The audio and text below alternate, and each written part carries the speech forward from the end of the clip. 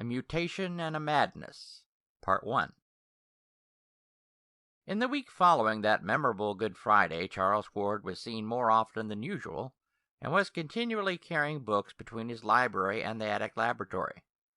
His actions were quiet and rational, but he had a furtive, hunted look which his mother did not like, and developed an incredibly ravenous appetite as gauged by his demands upon the cook. Dr. Willett had been told of those Friday noises and happenings, and on the following Tuesday had a long conversation with the youth in the library, where the picture stared no more.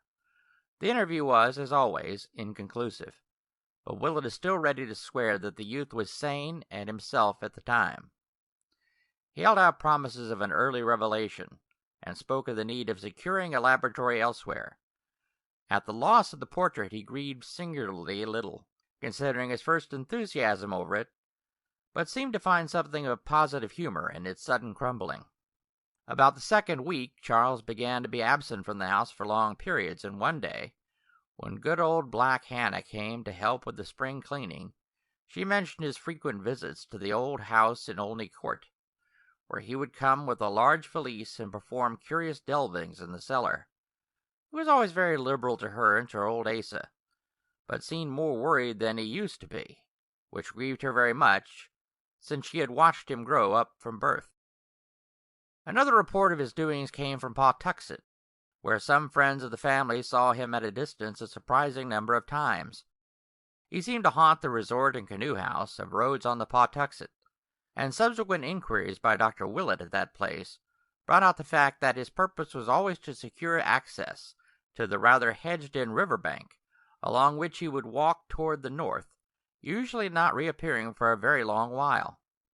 Later in May came a momentary revival of ritualistic sounds in the attic laboratory, which brought a stern reproof from Mr. Ward and a somewhat distracted promise of amendment from Charles.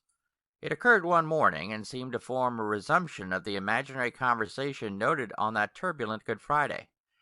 The youth was arguing or remonstrating hotly with himself, for there suddenly burst forth a perfectly distinguishable series of clashing shouts in differentiated tones, like alternate demands and denials, which caused Mrs. Ward to run upstairs and listen at the door.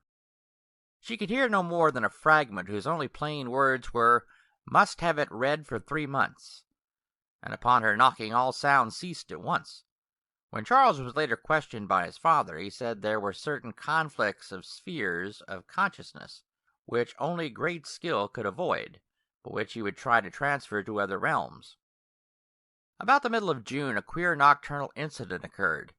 In the early evening there had been some noise and thumping in the laboratory upstairs, and Mr. Ward was on the point of investigating when it suddenly quieted down.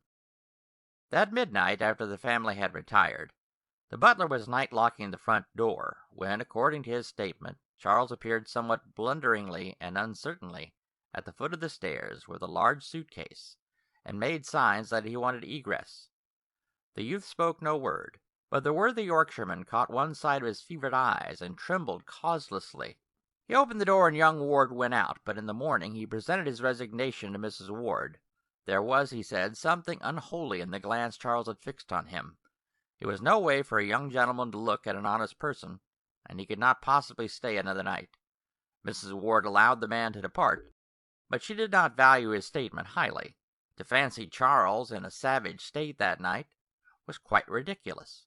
For as long as she had remained awake, she had heard faint sounds from the laboratory above, sounds as if of sobbing and pacing, and of a sighing which told only of despair's profoundest depths. Mrs. Ward had grown used to listening for sounds in the night, for the mystery of her son was fast driving all else from her mind. The next evening, much as on another evening nearly 3 months before, Charles Ward seized the newspaper very early and accidentally lost the main section. This matter was not recalled till later, when Dr. Willett began checking up loose ends and searching out missing links here and there. In the journal office he found the section which Charles had lost, and marked 2 items as of possible significance. They were as follows. Headline: More Cemetery Delving. It was this morning discovered by Robert Hart, night watchman at the North Burial Ground, that ghouls were again at work in the ancient portion of the cemetery.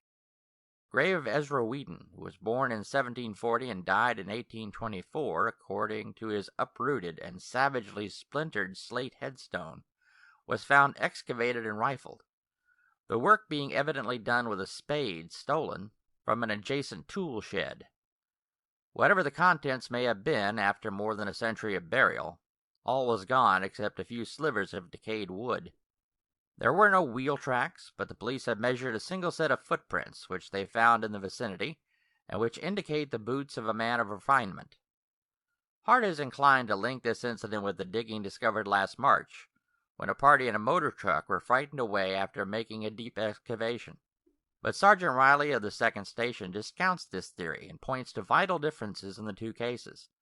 In March, the digging had been in a spot where no grave was known, but this time a well-marked and cared-for grave had been rifled with every evidence of deliberate purpose, and with a conscious malignity expressed in the splintering of the slab, which had been intact up to the day before. Members of the Whedon family, notified of the happening, expressed their astonishment and regret, and were wholly unable to think of any enemy who would care to violate the grave of their ancestor. Hazard Whedon of 598 Angel Street recalls a family legend, according to which Ezra Whedon was involved in some very peculiar circumstances, not dishonorable to himself, shortly before the Revolution, but of any modern feud or mystery he is frankly ignorant.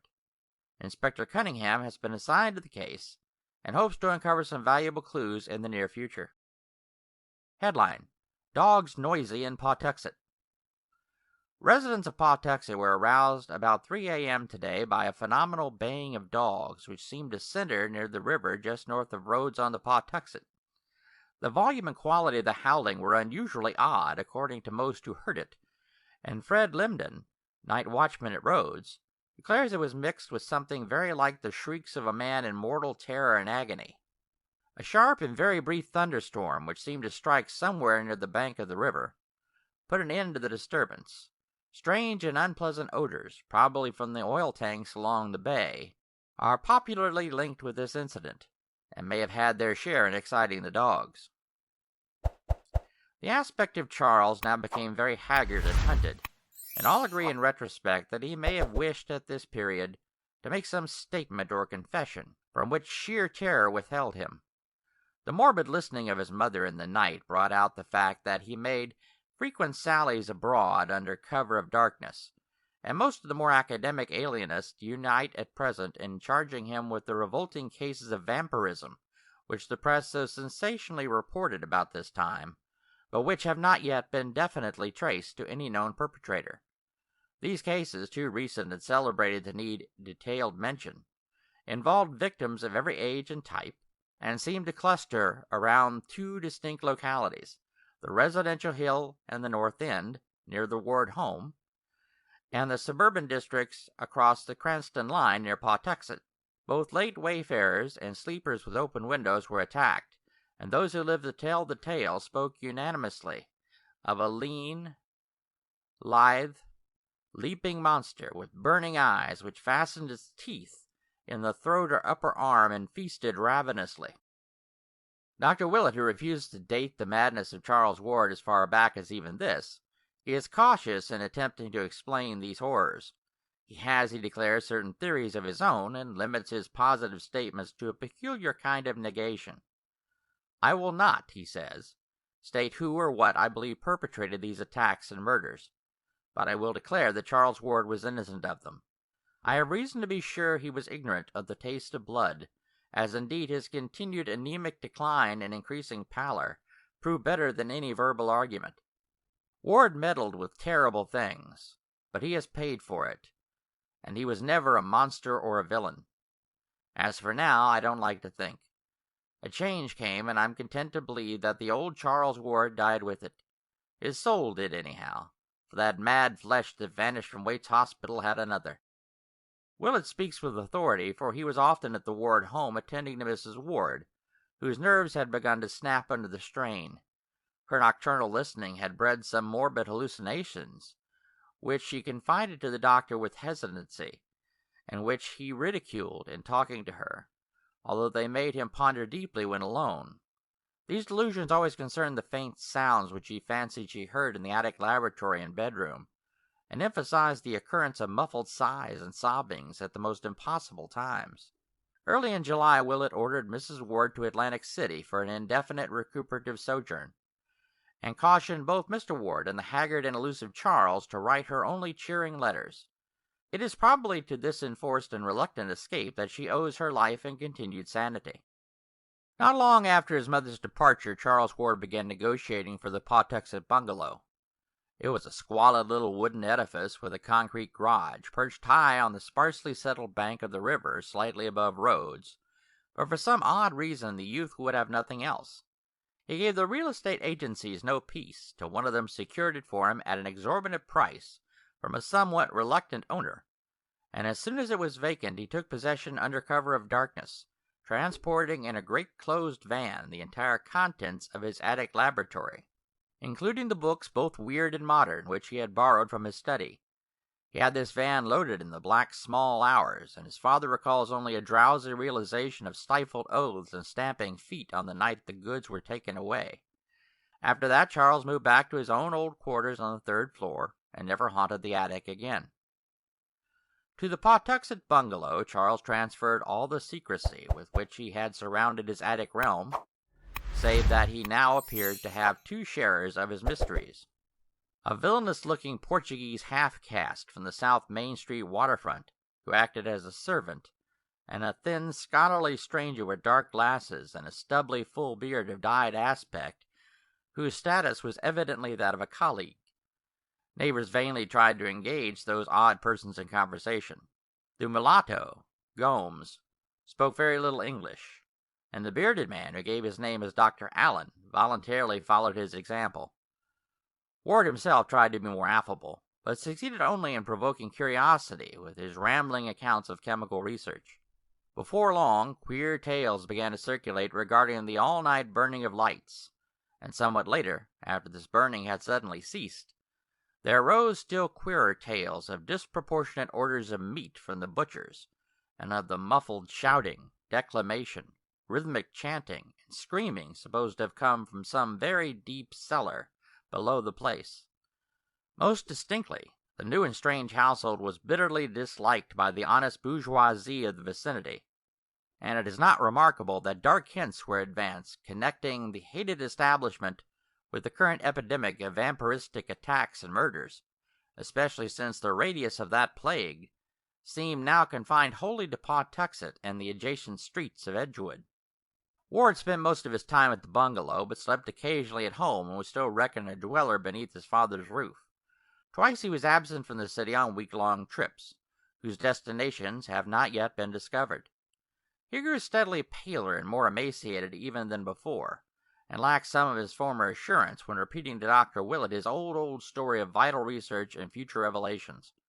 Willett often waylaid him at his father's house, for the elder Ward was deeply worried and perplexed, and wished his son to get as much sound oversight as could be managed in the case of so secretive and independent an adult. The doctor still insists that the youth was sane even as late as this, and adduces many a conversation to prove his point. About September the vampirism declined, but in the following January Ward almost became involved in serious trouble. For some time the nocturnal arrival and departure of motor trucks at the Pawtuxet bungalow had been commented upon, and at this juncture an unforeseen hitch exposed the nature of at least one item of their contents. In a lonely spot near Hope Valley had occurred one of the frequent sordid waylayings of trucks by hijackers in quest of liquor shipments. But this time the robbers had been destined to receive the greater shock, for the long cases they seized proved upon opening to contain some exceedingly gruesome things. So gruesome, in fact, that the matter could not be kept quiet amongst the denizens of the underworld. The thieves had hastily buried what they discovered, but when the state police got wind of the matter, a careful search was made.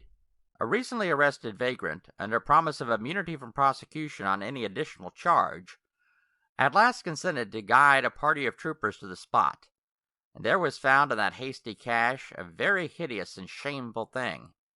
It would not be well for the national, or even the international, sense of decorum if the public were ever to know what was uncovered by that awestruck party.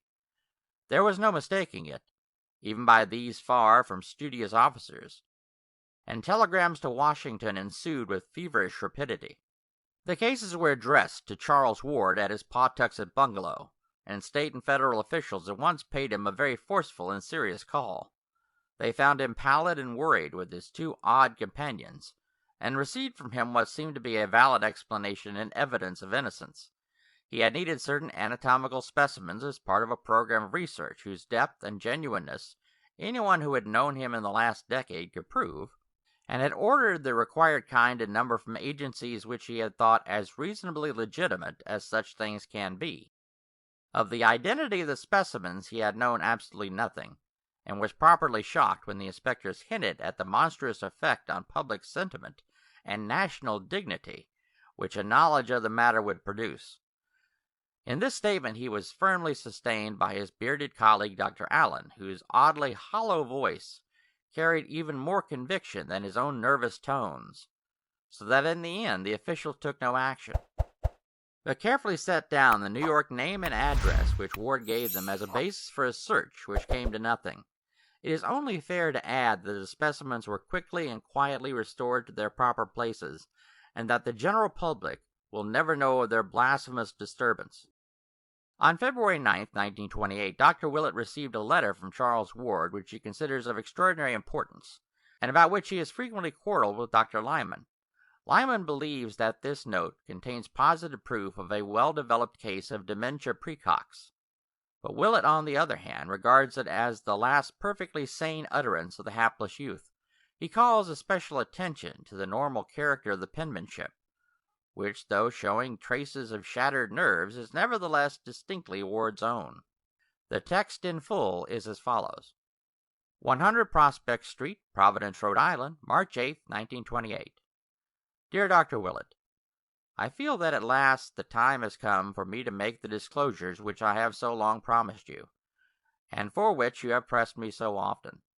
The patience you have shown in waiting, and the confidence you have shown in my mind and integrity, are things I shall never cease to appreciate.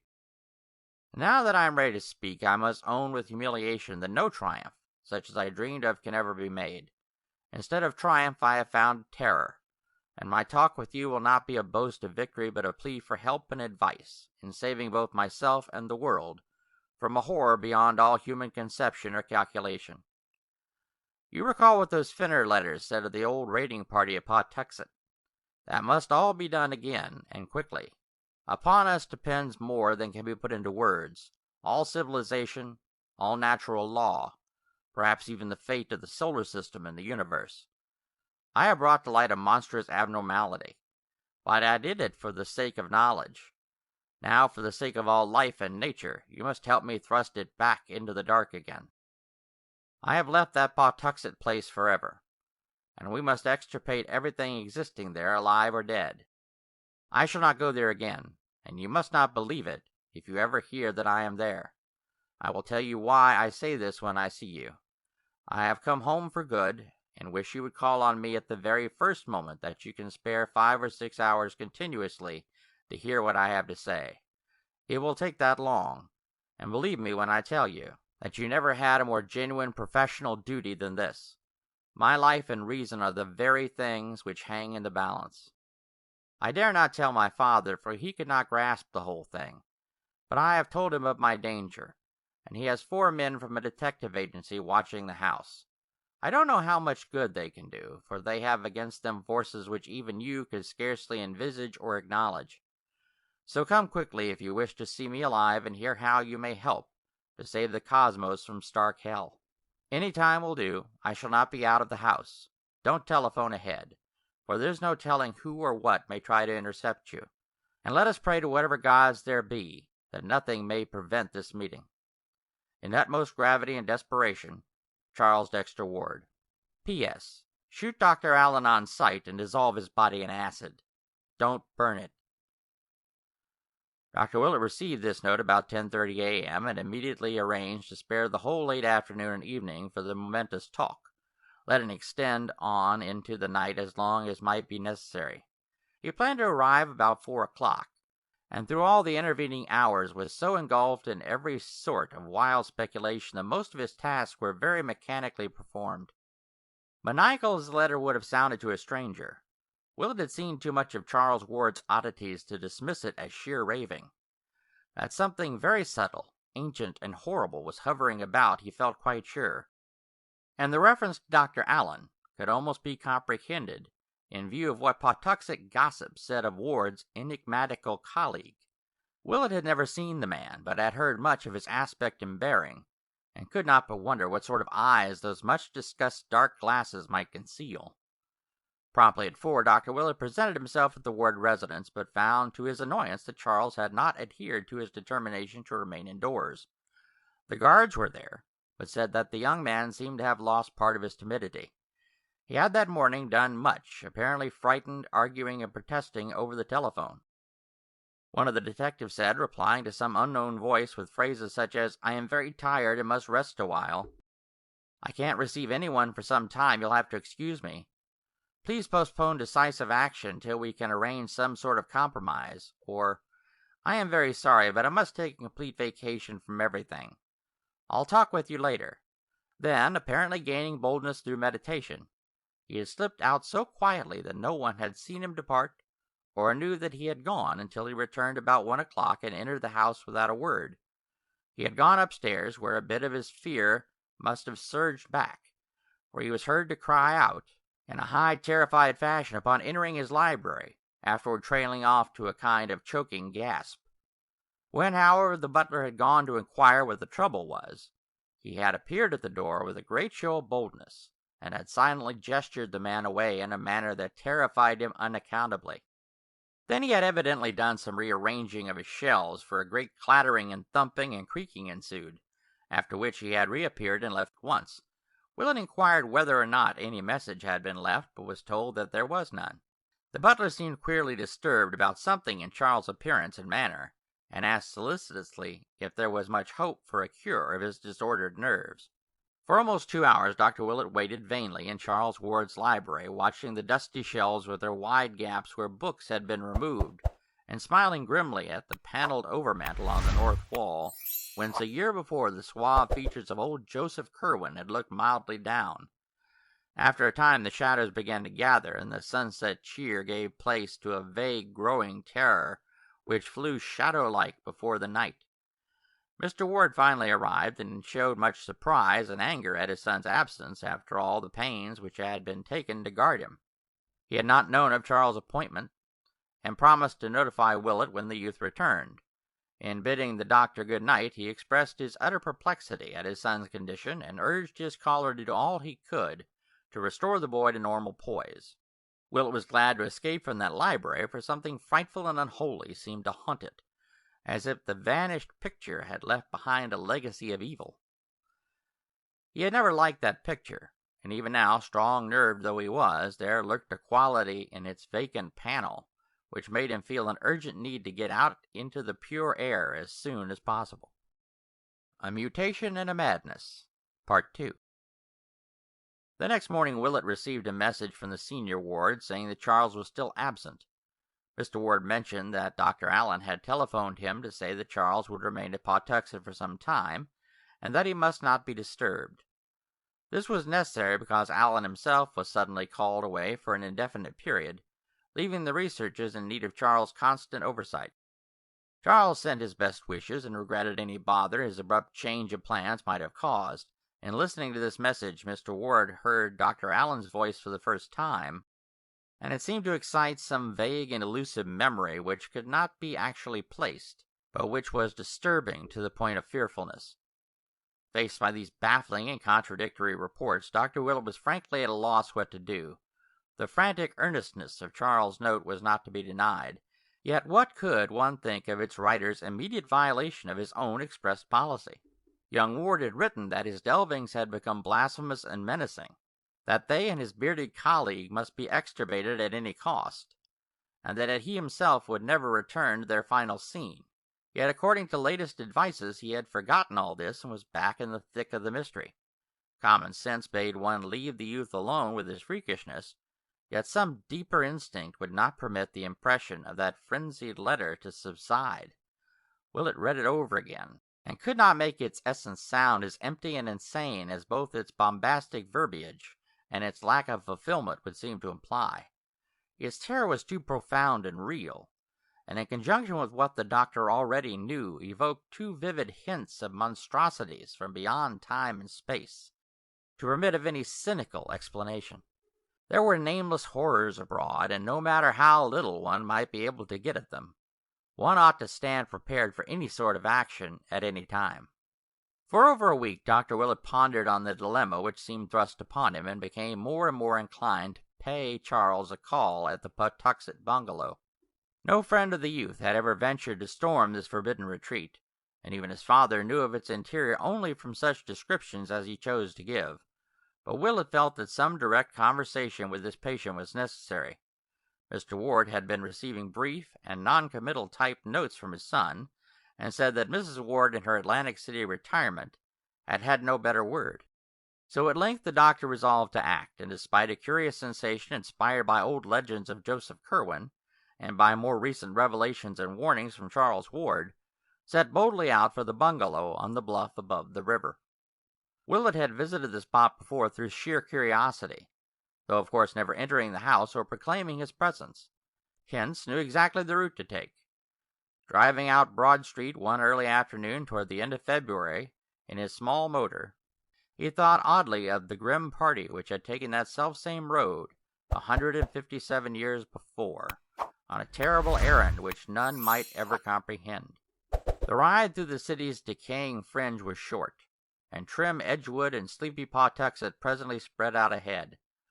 Willett turned to the right down Lockwood Street, and drove his car as far along that rural road as he could, then alighted and walked north to where the bluff towered above the lovely bends of the river and the sweep of misty downlands beyond. Houses were still few here, and there was no mistaking the isolated bungalow with its concrete garage on a high point of land at his left. Stepping briskly up the neglected gravel walk, he rapped at the door with a firm hand, and spoke without tremor to the evil Portuguese mulatto who opened it to the width of a crack. He must, he said, see Charles Ward at once on vitally important business. No excuse would be accepted, and a repulse would mean only a full report of the matter to the elder Ward. The mulatto still hesitated, and pushed against the door when Willett attempted to open it, but the doctor merely raised his voice and renewed his demands. There then came from the dark interior a husky whisper which somehow chilled the hearer through and through, though he did not know why he feared it. "Let him in, Tony," it said. "We may as well talk now as ever." But disturbing as was the whisper, the greater fear was that which immediately followed. The floor creaked and the speaker hove in sight, and the owner of those strange and resonant tones was seen to be no other than Charles Dexter Ward. The minuteness with which Dr. Willett recalled and recorded his conversation of that afternoon is due to the importance he assigns to this particular period. For at last he concedes a vital change in Charles Dexter Ward's mentality, and believes that the youth now spoke from a brain hopelessly alien to the brain whose growth he had watched for 26 years. Controversy with Dr. Lyman has compelled him to be very specific, and he definitely dates the madness of Charles Ward from the time the typewritten notes began to reach his parents. Those notes are not in Ward's normal style, not even in the style of that last frantic letter to Willett. Instead, they are strange and archaic, as if the snapping of the writer's mind had released a flood of tendencies and impressions picked up unconsciously through boyhood antiquarianism. There is an obvious effort to be modern, but the spirit and occasionally the language are those of the past. The past, too, is evident in Ward's every tone and gesture as he received the doctor in that shadowy bungalow. He bowed, motioned Willett to a seat, and began to speak abruptly in that strange whisper which he sought to explain at the very outset. "I am grown physical," he began, "from this cursed river air. You must excuse my speech. I suppose you are come from my father to see what ails me, and I hope you will say nothing to alarm him." Willett was studying these scraping tones with extreme care, but studying even more closely the face of the speaker. Something he felt was wrong, and he thought of what the family had told him about the fright of that Yorkshire butler one night. He wished it were not so dark, but did not request that any blind be opened. Instead, he merely asked Ward why he had so belied the frantic note of little more than a week before. "I was coming to that," the host replied. "You must know I am in a very bad state of nerves, and do and say queer things I cannot account for. As I have told you often, I am on the edge of great matters, and the bigness of them has a way of making me light-headed. Any man might well be frighted of what I have found, but I am not to be put off for long. I was a dunce to have that guard and stick at home. For having gone this far, my place is here. I am not well spoke of by my prying neighbors, and perhaps I was led by weakness to believe myself what they say of me. There is no evil to any in what I do, so long as I do it rightly. Have the goodness to wait 6 months, and I will show you what will pay your patience well. You may as well know I have a way of learning old matters from things surer than books, and I'll leave you to judge the importance of what I can give to history, philosophy, and the arts, by reason of the doors I have access to. My ancestor had all this when those witless peeping Toms came and murdered him. I now have it again, or am coming very imperfectly to have a part of it. This time nothing must happen, and least of all through any idiot fears of my own. Pray forget all that I writ you, sir, and have no fear of this place or any in it. Dr. Allen is a man of fine parts, and I owe him an apology for anything ill I have said of him. I wish I had no need to spare him, but there were things he had to do elsewhere. His zeal is equal to mine in all these matters, and I suppose that when I feared the work, I feared him too as my greatest helper in it." Ward paused, and the doctor hardly knew what to say or think. He felt almost foolish in the face of this calm repudiation of the letter, and yet there clung to him the fact that while the present discourse was strange and alien and indubitably mad, the note itself had been tragic in its naturalness and likeness to the Charles Ward he knew. Willett now tried to turn the talk on early matters and recall to the youth some past events which would restore a familiar mood, but in this process he obtained only the most grotesque results. It was the same with all the alienists later on. Important sections of Charles Ward's store of mental images, mainly those touching modern times and his own personal life, had been unaccountably expunged, while all the massed antiquarianism of his youth had welled up from some profound subconsciousness to engulf the contemporary and the individual. The youth's ultimate knowledge of elder things was abnormal and unholy, and he tried his best to hide it. When Willett would mention some favorite object of his boyhood archaistic studies, he often shed by pure accident such a light as no normal mortal could conceivably be expected to possess, and the doctor shuddered as the glib allusion glided by. It was not wholesome to know so much about the way the fat sheriff's wig fell off as he leaned over at the play in Mr. Douglas's Histrionic Academy in King Street on the 11th of February, 1762, which fell of a Thursday, or about how the actors cut the text of Steele's Conscious Lover so badly that one was almost glad the Baptist-ridden legislature closed the theater a fortnight later. That Thomas Sabin's Boston coach was damned uncomfortable, old letters may well have told. But what healthy antiquarian could recall how the creaking of Apentius Olney's new signboard, the gaudy Crown he set up after he took to calling his tavern the Crown Coffee House, was exactly like the first few notes of the new jazz piece all the radios in Pawtuxet were playing. Ward, however, would not be quizzed long in this vein. Modern and personal topics he waved aside quite summarily, whilst regarding antique affairs he soon showed the plainest boredom.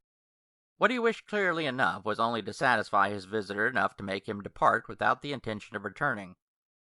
To this end he offered to show Willett the entire house, and at once proceeded to lead the doctor through every room from cellar to attic.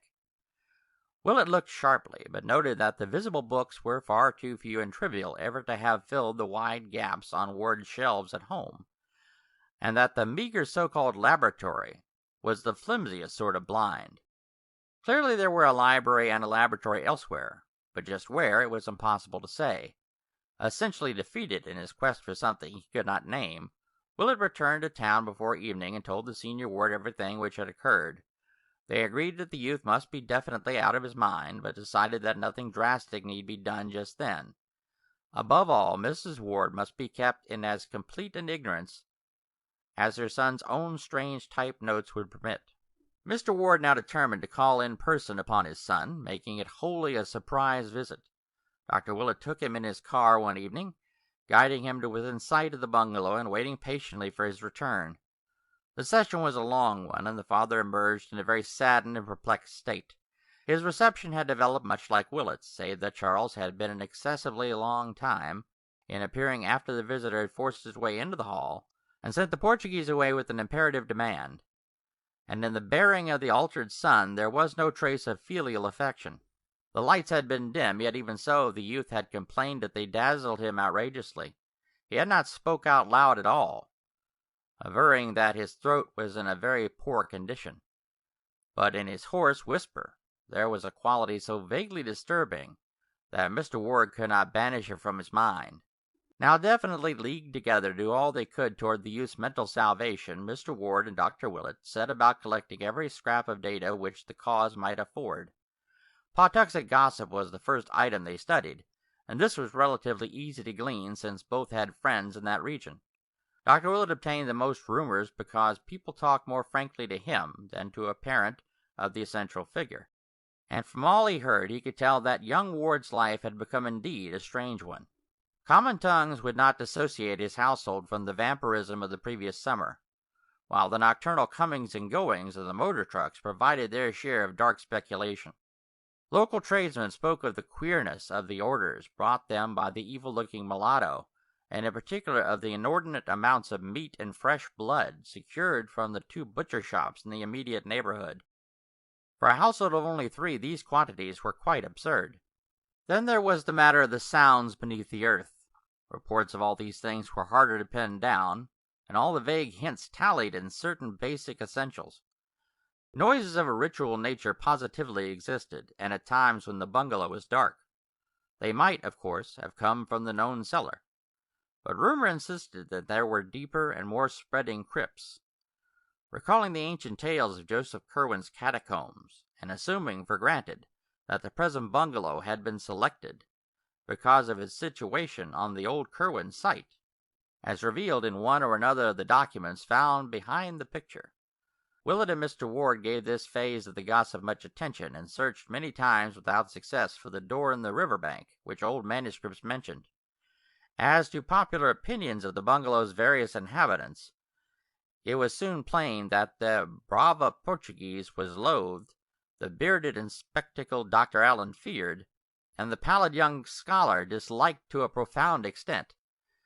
During the last week or 2, Ward had obviously changed much, abandoning his attempts at affability, and speaking only in hoarse but oddly repellent whispers on the few occasions that he ventured forth. Such were the shreds and fragments gathered here and there, and over these Mr. Ward and Dr. Willett held many long and serious conferences. They strove to exercise deduction, induction, and constructive imagination to their utmost extent, and to correlate every known fact of Charles's later life, including the frantic letter which the doctor now showed the father, with the meager documentary evidence available concerning old Joseph Curwen. They would have given much for a glimpse of the papers Charles had found, for very clearly the key to the youth's madness lay in what he had learned of the ancient wizard and his doings. And yet, after all, it was from no step of Mr. Ward's or Dr. Willett's that the next move in this singular case proceeded. The father and the physician, rebuffed and confused by a shadow too shapeless and intangible to combat, had rested uneasily on their oars while the typed notes of young Ward to his parents grew fewer and fewer. Then came the first of the month with its customary financial adjustments, and the clerks at certain banks began a peculiar shaking of heads and telephoning from one to the other. Officials who knew Charles Ward by sight went down to the bungalow to ask why every check of his appearing at this juncture was a clumsy forgery, and were reassured less than they ought to have been when the youth hoarsely explained that his hand had lately been so much affected by a nervous shock as to make normal writing impossible. He could, he said, form no written characters at all except with great difficulty, and could prove it by the fact that he had been forced to type all his recent letters, even those to his father and mother, who would bear out the assertion. What made the investigators pause in confusion was not this circumstance alone, for that was nothing unprecedented or fundamentally suspicious, nor even the pottex of gossip, of which one or two of them had caught echoes. It was the muddled discourse of the young man which nonplussed them, implying as it did a virtually total loss of memory concerning important monetary matters which he had had at his fingertips only a month or two before. Something was wrong, for despite the apparent coherence and rationality of his speech, there could be no normal reason for this ill-concealed blankness on vital points. Moreover, although none of these men knew Ward well, they could not help observing the change in his language and manner. They had heard he was an antiquarian, but even the most hopeless antiquarians do not make daily use of obsolete phraseology and gestures. Altogether, this combination of hoarseness, palsied hands, bad memory, and altered speech and bearing must represent some disturbance or malady of genuine gravity, which no doubt formed the basis of the prevailing odd rumors. And after their departure, the party of officials decided that a talk with the senior Ward was imperative. So on the 6th of March, 1928, there was a long and serious conference in Mr. Ward's office, after which the utterly bewildered father summoned Dr. Willett in a kind of helpless resignation. Willett looked over the strained and awkward signatures of the checks and compared them in his mind with the penmanship of that last frantic note. Certainly the change was radical and profound, and yet there was something damnably familiar about the new writing. It had crabbed and archaic tendencies of a very curious sort, and seemed to result from a type of stroke utterly different from that which the youth had always used. It was strange, but where had he seen it before? On the whole, it was obvious that Charles was insane. Of that there could be no doubt, and since it appeared unlikely that he could handle his property or continue to deal with the outside world much longer, something must quickly be done toward his oversight and possible cure.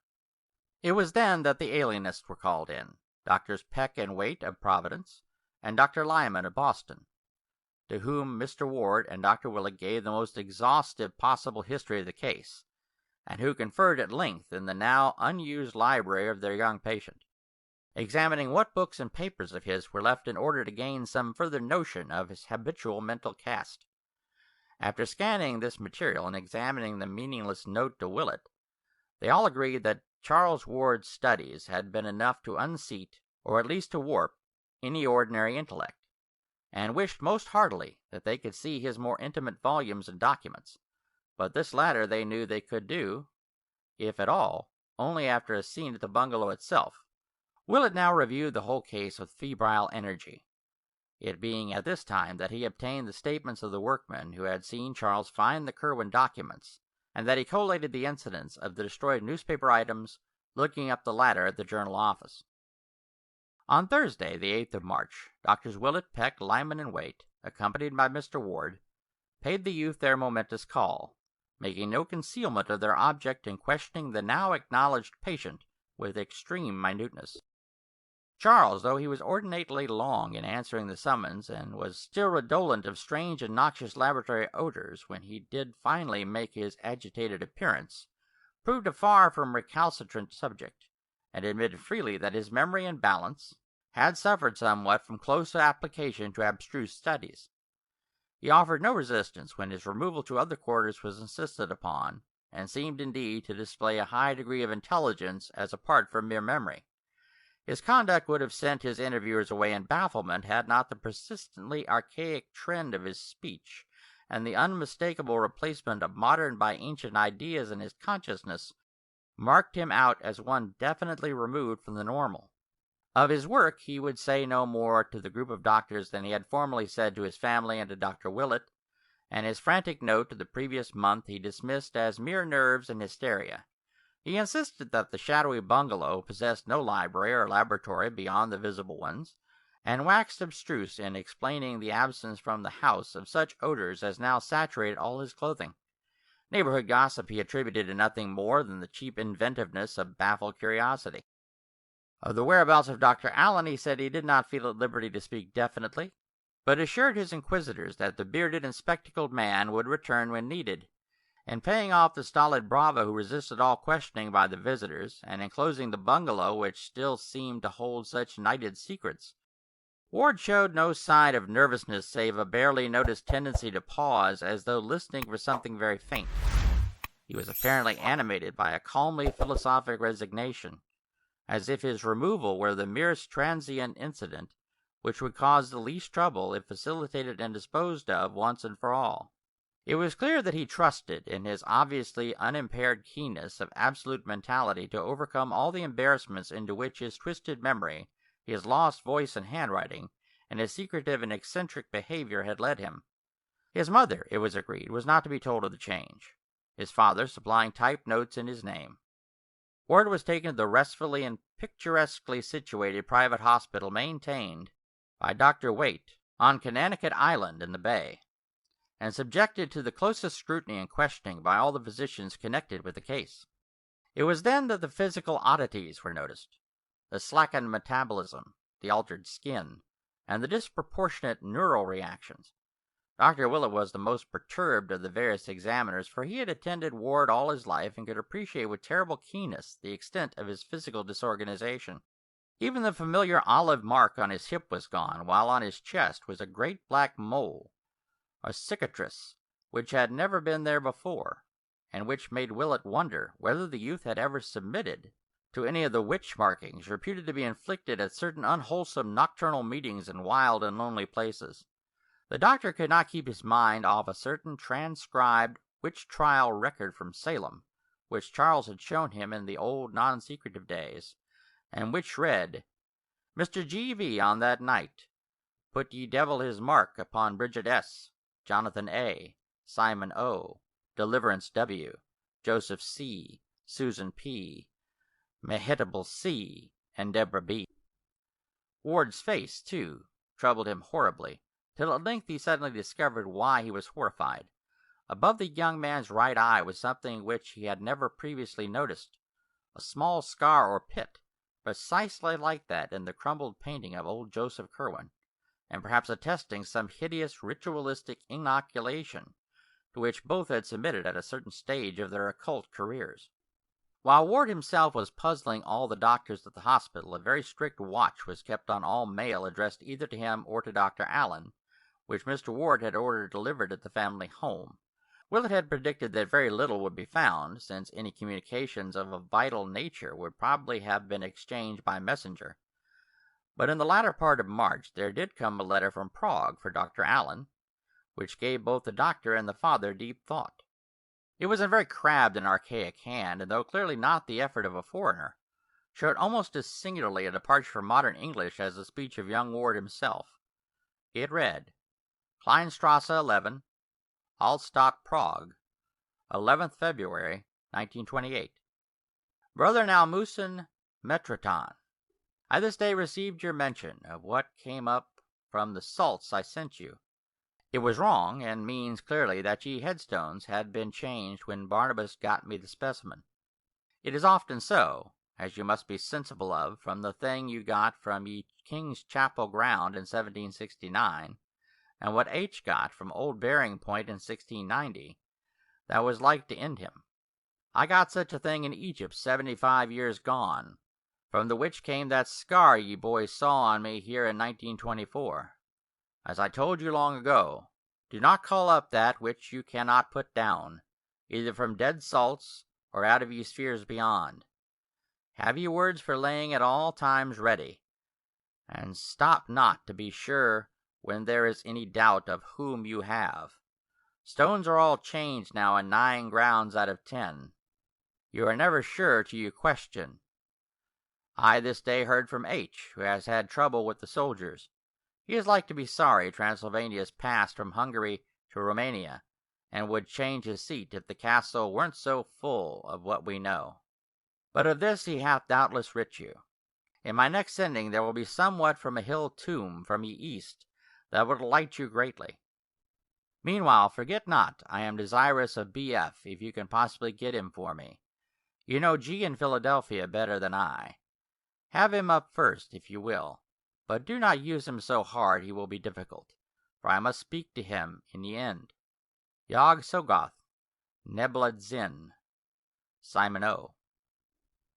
To Mr. J.C. in Providence. Mr. Ward and Dr. Willett paused in utter chaos before this apparent bit of unrelieved insanity. Only by degrees did they absorb what it seemed to imply. So the absent Dr. Allen, and not Charles Ward, had come to be the leading spirit of Pawtuxet. That must explain the wild reference and enunciation in the youth's last frantic letter. And what of this addressing of the bearded and spectacled stranger as Mr. J.C.? There was no escaping the inference. But there are limits to possible monstrosity. Who was Simon O., the old man Ward had visited in Prague 4 years previously? Perhaps, but in the centuries behind there had been another Simon O., Simon Orne, alias Jebediah of Salem, who vanished in 1771, and whose peculiar handwriting Dr. Willett now unmistakably recognized from the photostatic copies of the Orne formulae, which Charles had once shown him. What horrors and mysteries, what contradictions and contraventions of nature, had come back after a century and a half to harass old Providence, with their clustered spires and domes? The father and the old physician, virtually at a loss what to do or think, went to see Charles at the hospital and questioned him as delicately as they could about Dr. Allen and the Prague visit, and about what he had learned of Simon or Jebediah Orne of Salem. To all these inquiries the youth was politely noncommittal, merely barking in his hoarse whisper that he had found Dr. Allen to have a remarkable spiritual rapport with certain souls from the past, that any correspondent that the bearded man might have in Prague would probably be similarly gifted. When they left, Mr. Ward and Dr. Willett realized to their chagrin that they had really been the ones under catechism, and that without imparting anything vital himself, the confined youth had adroitly pumped them of everything the Prague letter had contained. Doctors Peck, Waite, and Lyman were not inclined to attach much importance to the strange correspondence of young Ward's companion, for they knew the tendency of kindred eccentrics and monomaniacs to band together, and believed that Charles or Allen had merely unearthed an expatriated counterpart, perhaps one who had seen Orne's handwriting and copied it in an attempt to pose as the bygone character's reincarnation. Allen himself was perhaps a similar case, and may have persuaded the youth into accepting him as an avatar of the long-dead Curwen. Such things had been known before, and on the same basis the hard-headed doctors disposed of Willett's growing disquiet about Charles Ward's present handwriting as studied from unpremeditated specimens obtained by various ruses. Willett thought he had placed its odd familiarity at last, and that what it vaguely resembled was the bygone penmanship of old Joseph Curwen himself. But this the other physicians regarded as a phase of imitativeness only to be expected in a mania of this sort, and refused to grant it any importance either favorable or unfavorable. Recognizing this prosaic attitude in his colleagues, Willett advised Mr. Ward to keep to himself the letter which arrived for Dr. Allen on the 2nd of April, from Rakus, Transylvania, in a handwriting so intensely and fundamentally like that of the Hutchinson cipher that both father and physician paused in awe before breaking the seal. This read as follows: Castle Forense, 7 March 1928. Dear C., had a squad of 20 militia up to talk about what the country folks say. Must dig deeper and have less herd. These Romanians plague one damnably, being officious in particular where you could buy a Magyar off with a drink and food. Last month M. got me ye sarcophagus of ye 5 sphinxes from ye Acropolis, where he whom I called up said it would be, and I have had 3 talks with what was therein inhumed. It will go to S.O. in Prague directly, and thence to you. It is stubborn, but you know ye way with such. You show wisdom in having less about than before, for there was no need to keep the guards in shape, and eating off their heads, and it made much to be found in case of trouble, as you too well know. You can now move and work elsewhere with no killing trouble if needful, though I hope no thing will soon force you to so bothersome a course. I rejoice that you traffic not so much with those outside, for there was ever a mortal peril in it, and you are sensible what it did when you asked protection of one not disposed to give it. You excel me in getting ye formulae so another may say them with success, but Borellus fancied it would be so, if just ye right words were had. Does ye boy use 'em often? I regret that he grows squeamish, as I feared he would when I had him here nigh 15 months. But am sensible you know how to deal with him. You can't say him down with ye formula, for that will work only upon such as ye other formula hath called up from salts. But you still have strong hands and knife and pistol, and graves are not hard to dig, nor acids loath to burn. O says you have promised him B.F. I must have him after. B goes to you soon, and may he give you what you wish of that dark thing below Memphis. Employ care in what you call up, and beware of ye boy. It will be ripe in a year's time to have up ye legions from underneath, and then there are no bounds to what shall be ours. Have confidence in what I say, for you know O, and I have had these 150 years more than you to consult these matters in. Nefru Kena Hado, Edward H. For J. Kerwin, Esquire, Providence. But if Willett and Mr. Ward refrained from showing this letter to the alienists, they did not refrain from acting upon it themselves. No amount of learned sophistry could controvert the fact that the strangely bearded and spectacled Dr. Allen, of whom Charles' frantic letter had spoken as such a monstrous menace, was in close and sinister correspondence with two inexplicable creatures, whom Ward had visited in his travels, and who plainly claimed to be survivals or avatars of Kerwin's old Salem colleagues. That he was regarding himself as the reincarnation of Joseph Kerwin, and that he entertained, or was at least advised to entertain, murderous designs against a boy who could scarcely be other than Charles Ward. There was organized horror afoot, and no matter who had started it, the missing Allen was by this time at the bottom of it. Therefore, thanking heaven that Charles was now safe in the hospital, Mr. Ward lost no time in engaging detectives to learn all they could of the cryptic bearded doctor, finding whence he had come and what Pawtuxet knew of him, and if possible discovering his current whereabouts. Supplying the men with one of the bungalow keys which Charles had yielded up, he urged them to explore Allen's vacant room, which had been identified when the patient's belongings had been packed, obtaining what clues they could from any effects he might have left about. Mr. Ward talked with the detectives in his son's old library, and they felt a marked relief when they left it at last, for there seemed to hover about the place a vague aura of evil. Perhaps it was what they had heard of the infamous old wizard, whose picture had once stared from the paneled overmantel, and perhaps it was something different and irrelevant. But in any case, they all half sensed an intangible miasma which centered in that carven vestige of an older dwelling, and which at times almost rose to the intensity of a material emanation.